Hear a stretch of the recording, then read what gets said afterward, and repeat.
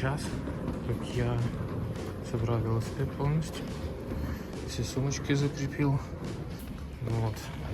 Накачал колеса на прекрасном насосе. Выдвигаюсь. Со Стасом мы встретились возле веломагазина-велосервиса, где мне благополучно починили переключатель, заменили тросик и выровняли немного петух. И я теперь могу ехать. Вот. Переложили вещи из одной Стаса сумки в мою. Стоим тут, готовимся к выезду. Поедем в гости к Пьеру.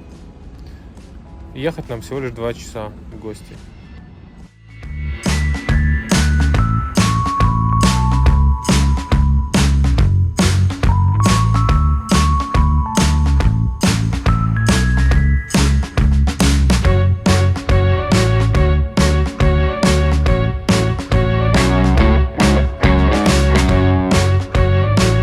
Стас красиво переодевается. Я могу.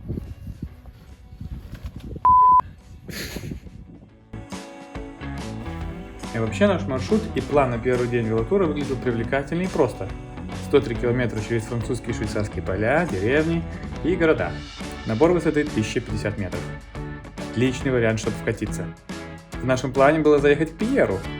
Ведь все равно по пути всегда приятно повидаться, обняться, угоститься кофейком у друзей.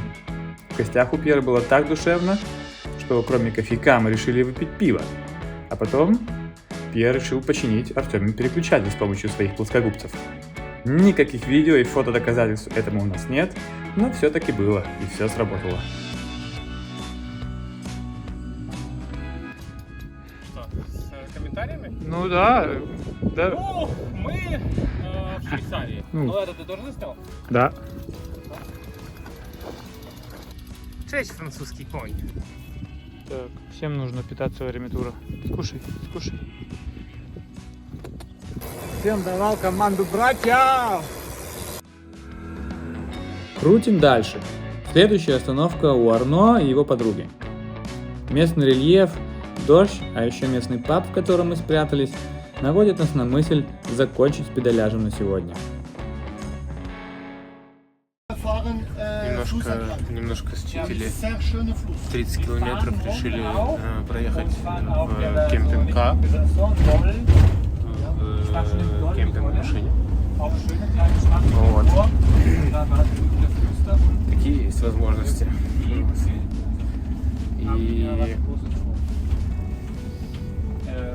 мы едем в гости. Это программа по домам. Ну тут эспаньол.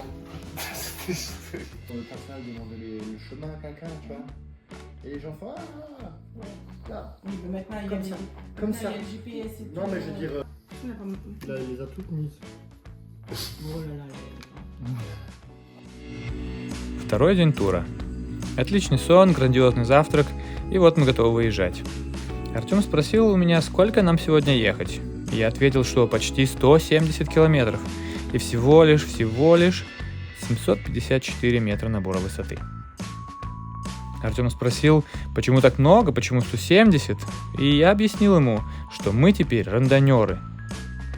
Объясняю честно и быстро вам, кто такие рандонёры. Велосипедист-рандонёр – это человек, преодолевающий длинную дистанцию на велосипеде. Прохождение этой дистанции ограничено по времени. В нашем случае никто с секундомером не занудствовал, но чем световой день не подходит на эту роль. Короче, Артём и я теперь официально рандонёры. Это, конечно, прибавило нам сил, но ехать все равно 170 километров. Так что пакуем бутерброды, наполняем бидоны изотоником и вперед наслаждаться днем и дорогой. Второй день. Мы проехали 39 км и спустились принять пищу. Оба! Сэндвичи. После этого мы быстро докатили до города с очень французским названием – Безансон. Глянули на карту и поняли, что на паузу у нас просто нет времени. Ехать оставалось больше 100 километров.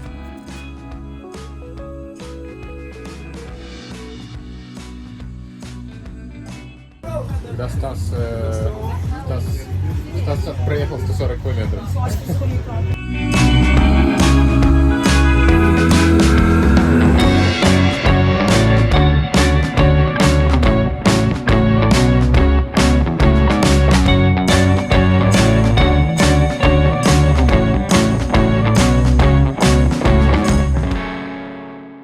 Значит, история такая. Нам хорошо было бы вот пойти туда, но, как вы видите, здесь забор. И Артем, наш всемогущий Google спаситель, ищет, как Сколько нас нам надо бежать? спасить. 5 минут нам обижать. Это значит? Что это мало. Ну принципе. хорошо, поехали. Или Поехали, поехали. возле кладбища о вечном подумать. Не правда ли? Даже этап длиной в 168 километров может закончиться. И может не слабо утомить. Поэтому мы обсудили и приняли новую стратегию ночевки на второй день. Спать в отеле, а не в палатке, как изначально собирались. А с палаткой еще по-любому успеется. По дороге к нашему B&B отелю мы кайфанули, были обрадованы приятным бонусом в виде заката и вендингу автомата с пивом из соседней деревушки.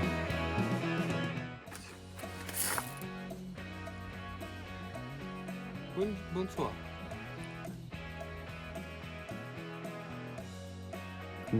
Загар, я пердол. Ой, да намазался кремом. Устраиваем сушечку. Сушечка. Красив, молод, холодный, побрит, Энергичен. умен. Происходит запаковка.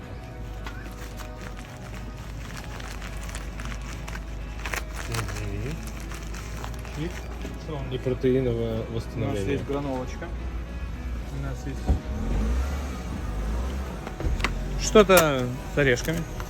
Мгм. В общем, будем ехать.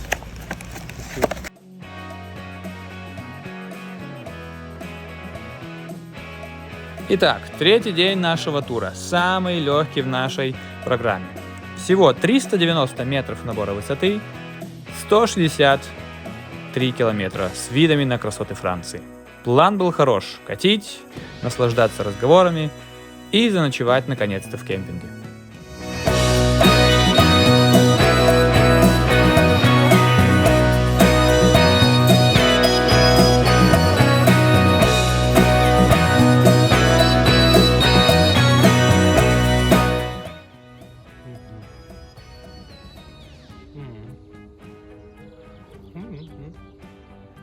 Bonjour. Bonsoir. Я справа. Я поклонником радуги. Таким относится.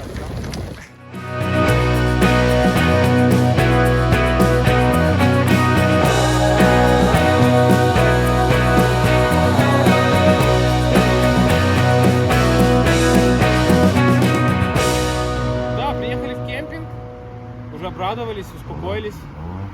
Уже мышцы расслабились. А оказывается, там нет ни туалета, ни душа, ни хозяина, чтобы нас встретить и принять у нас деньги. Вот, поэтому кемпингов поблизости нет. А если есть, мы тоже не знаем, если там туалет открыт или там, если там хозяин. Поэтому мы нашли номер на букинге за 62 евро, а палатка, которую возит Стас, нам все еще не пригодилась.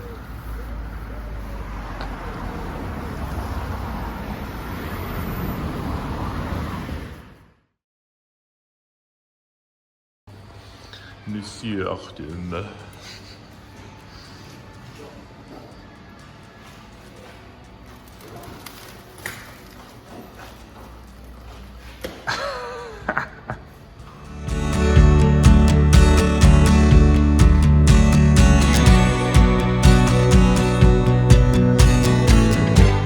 Четвертый день – это супер сказка. Маршрут длиной в 143 километра. Лион-Гренобль.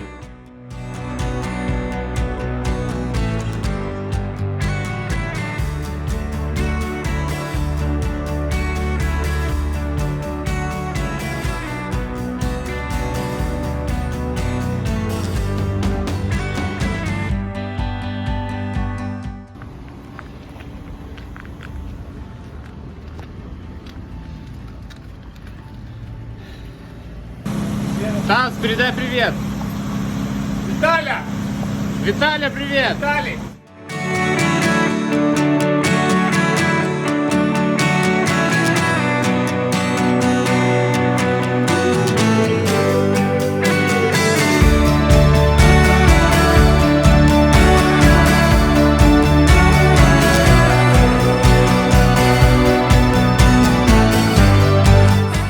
Шел 4-й день. Мы преодолели все подъемы. 500 километров. И нам сейчас нужно въехать в Гренобль. Осталось 30. Красота начинается. Гори и Стас. Это красота. Я пойму. Что за красота? Иди, обниму. Поднимитесь на первый этаж, дверь номер 4. Мы на месте. Подробности позже. А теперь приятная часть вечера. Будем носить велосипеды вот туда.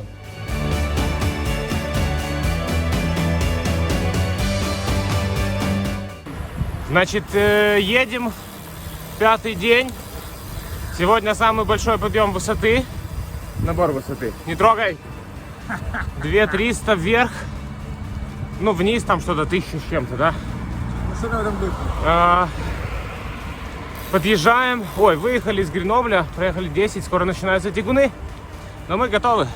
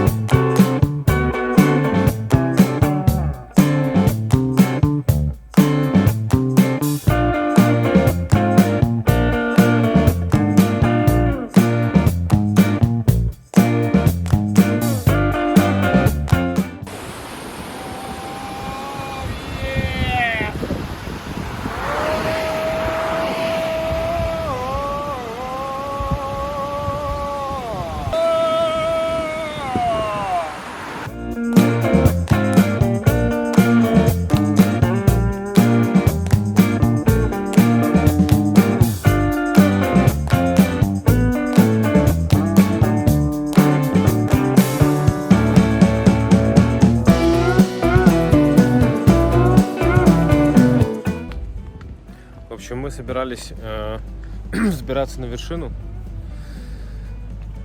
30 километров или 20, но 27.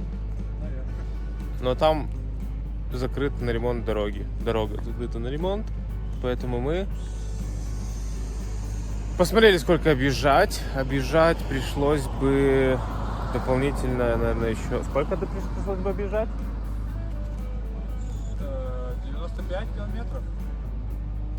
Ну то есть это добавило бы нам километров 45? С учетом еще десяточки до туда? Да. Добавило бы нам 45 километров и добавило бы еще набора высоты, еще больше. И мы бы, наверное, приехали вообще никакие, неизвестно сколько. Неизвестно куда бы приехали. Неизвестно куда, возможно, там бы тоже бы напрасно доехали. Вот, зато, кажется, у нас есть автостоп. Но, да, дорога открывается в 5, и мы до 5 часов, 2 часа можем здесь почилить. Отдохнуть здесь можем. И потом чуть-чуть подъехать и сэкономить себе силы. Недалеко там сразу это Словения, я такой там пару монет. Я не знаю, я знаю. Ну, может быть, велик, потому что сначала же, наверное, не все больше. Это что я подумал. Максимал. Есть. У нас тоже есть.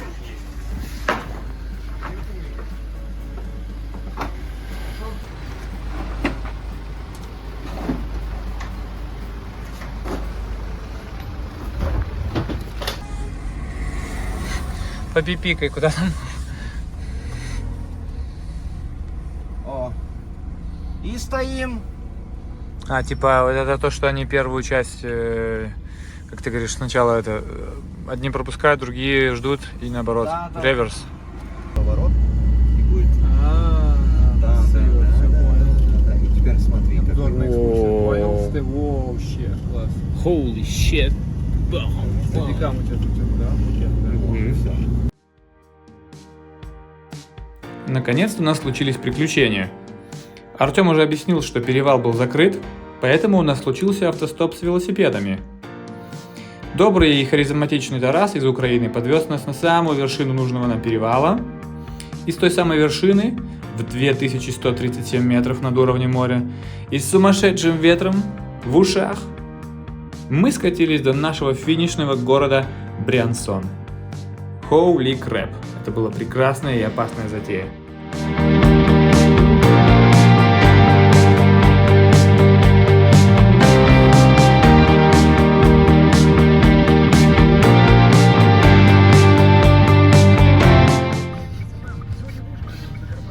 Мы потом еще фильм будем делать.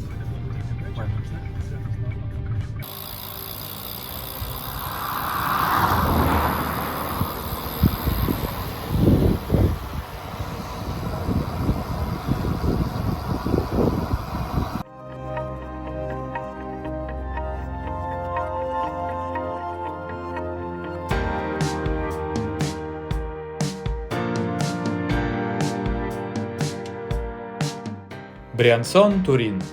Ах, как звучит и что все это означает? Горы, дождь, спуск, а потом Италия. А если точнее, то 126 километров пути и чуть больше 100 метров в высоту. И он нормально успеет нас замочить, и это будет холодно. Происходит утепление у нас. Сколько это возможно? Потому что там впереди... Сейчас. Потому что там впереди вот так вот. Вот так.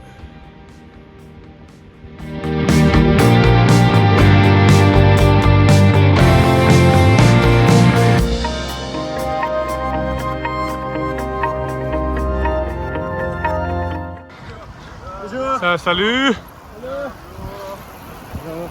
Oui!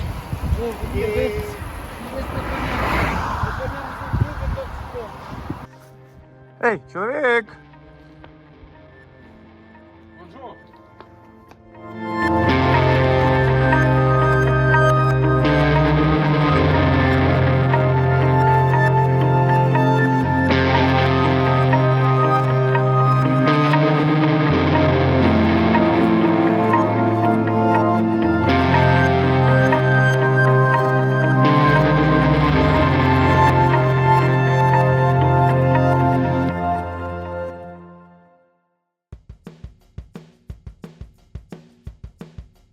Велосипедные боги были не против одарить нас солнцем в конце дня и пиццей из супермаркета.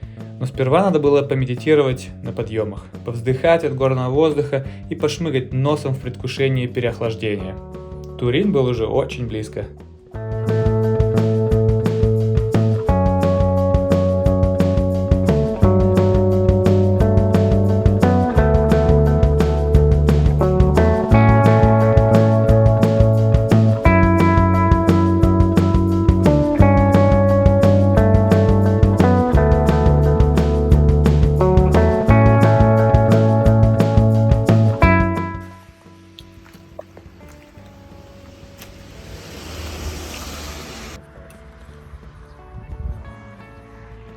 Как прошел твой день?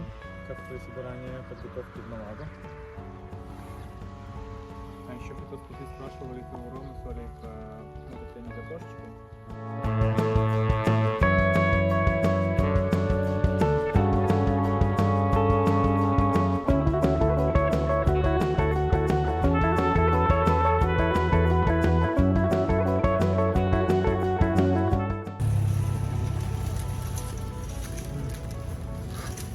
Что едим?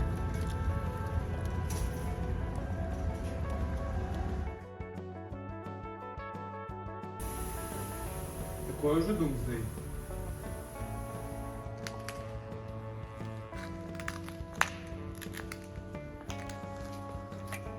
Стасик собирается. Стабильная двухточечная система завязки. За кадром остался так называемый велопакт. Его мы заключили вместе с Артемом в одном из пивных крафт-баров Турина. Но об этом позже. Сейчас же нас заботило вот что. Последний нелегкий и очень длинный 170-километровый день в пути. Впереди финиш, впереди Милан. Вот это наш самый всратый перекус на вокзальном кафе. Супер, это, Но он чуть-чуть всрат. это же настоящая... Вы знаете легенду, как появилось эспрессо?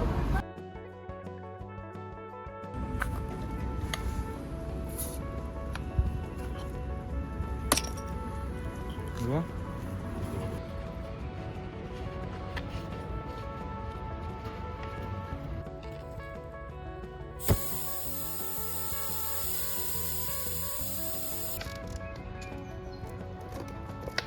А, так мне это может все мягенький, чего я переживаю.